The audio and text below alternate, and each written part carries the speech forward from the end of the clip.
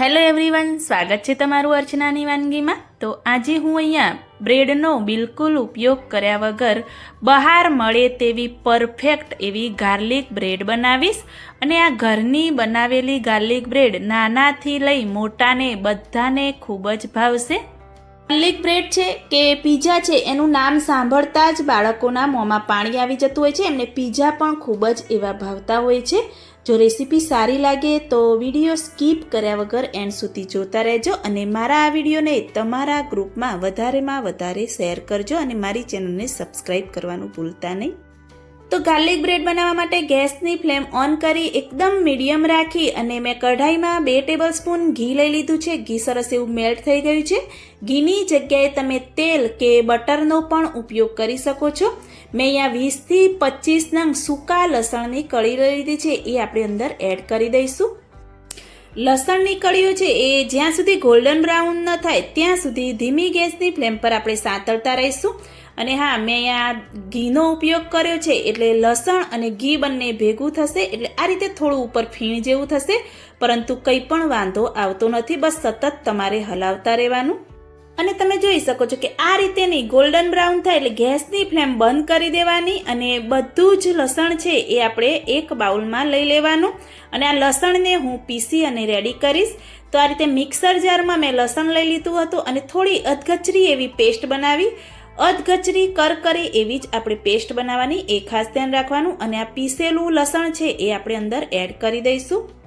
તમે કાચા લસણનો એટલે કે સાંતળ્યા વગર પણ લસણનો ઉપયોગ કરી શકો છો। તો મેં એક બાઉલમાં 3 મોટી ચમચી બટર લઈ લીધું છે અને 2 લીલા મરચાં ઝીણા સમારીને અંદર એડ કરી દેવાના। થોડી એવી કોથમીર એડ કરીશું, ચપટી જેવું મીઠું એડ કરીશું। મીઠું વધારે ન પડે એનું ધ્યાન રાખવાનું, ઓલરેડી બટરમાં પણ મીઠાનો ભાગ હોય છે। અને મેં અહીંયા ચીલી ફ્લેક્સ લઈ લીધું છે, જે પીઝા આપણે ખાવા જતા હોઈએ છીએ અને ઘરે ઓનલાઈન મંગાવતા હોઈએ છીએ એમાં જે પેકેટ આવે છે એ મેં લઈ લીધું છે। તો એક પેકેટ આપણે ચીલી ફ્લેક્સ અને એક પેકેટ આપણે ઓરેગાનો અંદર એડ કરી દઈશું, એટલે કે 1 ટેબલસ્પૂન તમારે અંદર એડ કરી દેવાનો। મારી પાસે આ રીતે પેકેટમાં ચીલી ફ્લેક્સ અને ઓરેગાનો હતો એટલે મેં એ રીતે લીધો। તમારી પાસે જે રીતે હોય એ રીતે લઈ લેવાનો। આ રીતે બધું જ સરસ એવું આપણે મિક્સ કરી દઈશું। મિક્સ થઈ જાય એટલે બાઉલને આપણે સાઈડમાં રાખી દઈશું। અને મેં અહીંયા બ્રેડનો ઉપયોગ નથી કર્યો। મેં તમને કહ્યું કે બ્રેડનો ઉપયોગ કર્યા વગર હું ગાર્લિક બ્રેડ બનાવીશ। તો મેં અહીંયા પાઉં લીધા છે અને પાઉં મેં 4 નંગ લીધા છે। તમારે જે રીતે બનાવી હોય ગાર્લિક બ્રેડ એ રીતે તમે પાઉંનો ઉપયોગ કરી શકો છો। અને આ રીતે પાઉંનું જે બન છે એને આ રીતે સતત આખું જ આપણે કાપવાનું છે, એ ખાસ ધ્યાન રાખવાનું। પાઉં અલગ ન પડી જાય એનું ધ્યાન રાખવાનું। જો અલગ પડી જાય તો અલગ અલગ પાઉંમાં તમારે સ્ટફિંગ કરી અને બ્રેડ બનાવી શકો છો। તો મેં આ રીતે આખું જ પાઉં આ રીતે કટ કરી દીધું। ઉપરનો ભાગ છે એ સાઈડમાં રાખી દઈશું। જો તમે આમાં પણ બનાવવા માંગતા હોય તો બનાવી શકો છો, પરંતુ હું આ રીતે એક જ બનમાં બનાવી અને ગાર્લિક બ્રેડ રેડી કરીશ। તો પાઉં ઘરમાં પડ્યા હતા અને માનો માહિર આવ્યા કે મમ્મી આ પાઉંનું શું કરવાનું છે, તું રેસીપી બનાવે છે તો કંઈક અલગ એવી રેસીપી બનાવી અને અમને ખવડાવ। તો મને વિચાર આવે કે ચલ પાઉંમાંથી પણ હું ગાર્લિક બ્રેડ બનાવી અને માનો માહિરને ટેસ્ટ કરાવું। તો તમે આ રીતે લસણને સાતણીને બનાવશો તો જે લસણનો કાચો સ્વાદ હોય છે એ જરાય પણ આવતો નથી। તો આ રીતે તમે જોઈ શકો છો કે સરસ એવું મેં ઉપર સ્પ્રેડ કરી દીધું છે। તો હવે ઉપર આપણે ચીઝ એડ કરવાનું છે। તો મેં અહીંયા એક બાઉલમાં મોઝરેલા ચીઝ લઈ લીધું છે, જે માર્કેટમાં ઓલરેડી મળી રહેશે। મેં અહીંયા અમૂલનું મોઝરેલા ચીઝ લીધું છે। જો તમારી પાસે મોઝરેલા ચીઝ ન હોય અને તમારે ઉપયોગ ન કરવો હોય તો તમે રેગ્યુલર જે પ્રોસેસ ચીઝ આવે છે એનો પણ ઉપયોગ કરી શકો છો। તો ચીઝનું કોઈ માપ નથી હોતું, તમારે જેવું ચીઝી બનાવવું હોય એ રીતે તમે ઉપરથી ચીઝ સ્પ્રેડ કરી શકો છો।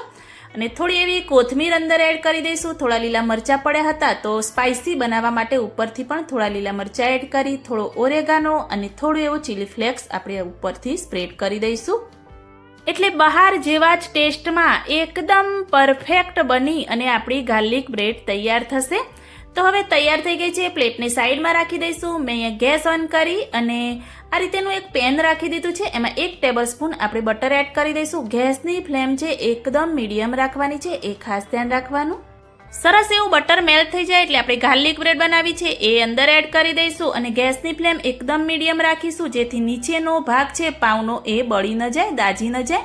ઢાંકી અને આપણે ઉપર જે ચીઝ મેલ્ટ થાય ત્યાં સુધી એને થવા દઈશું. ઉપરથી તમને દેખાશે એટલે જો મેલ્ટ થઈ જાય એટલે તમે જોઈ શકો છો. તો આપણે ચેક કરીશું તો જોઈ શકો છો કે એકદમ પરફેક્ટ એવું ચીઝ મેલ્ટ થઈ ગયું છે. તો ગેસની ફ્લેમ છે એ આ સમયે આપણે બંધ કરી દઈશું અને ગાર્લિક બ્રેડને આપણે પ્લેટમાં લઈ લઈશું.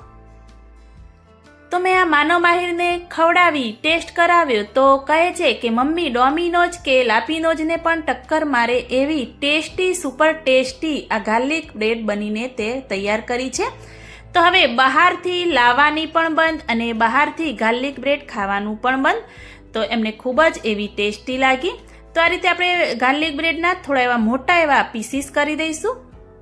તો ફ્રેન્ડ્સ, જો તમારા ઘરે પણ પાઉં વધ્યા હોય અને તમારે કંઈક નવું બનાવવું હોય, ટેસ્ટી બનાવવું હોય તો આ રીતે એકવાર ગાર્લિક બ્રેડ બનાવીને ચોક્કસથી ટ્રાય કરજો. જો તમે એકવાર બનાવી અને એકવાર ટેસ્ટ કર્યો તો બહારથી લાવવાનું કે બહારથી ખાવાનું પણ તમે ભૂલી જશો. એવી ટેસ્ટી સુપર ટેસ્ટી બની અને તૈયાર થાય છે. તમે જોઈ શકો છો કે એકદમ ચીઝી એવી ગાર્લિક બ્રેડ બની અને આપણી તૈયાર થઈ છે. જો તમને મારો વિડીયો સારો લાગ્યો હોય તો મારી ચેનલને લાઇક, શેર, કમેન્ટ કરજો. મળીએ કોઈ એક નવા વિડીયો સાથે, નવી માહિતી સાથે.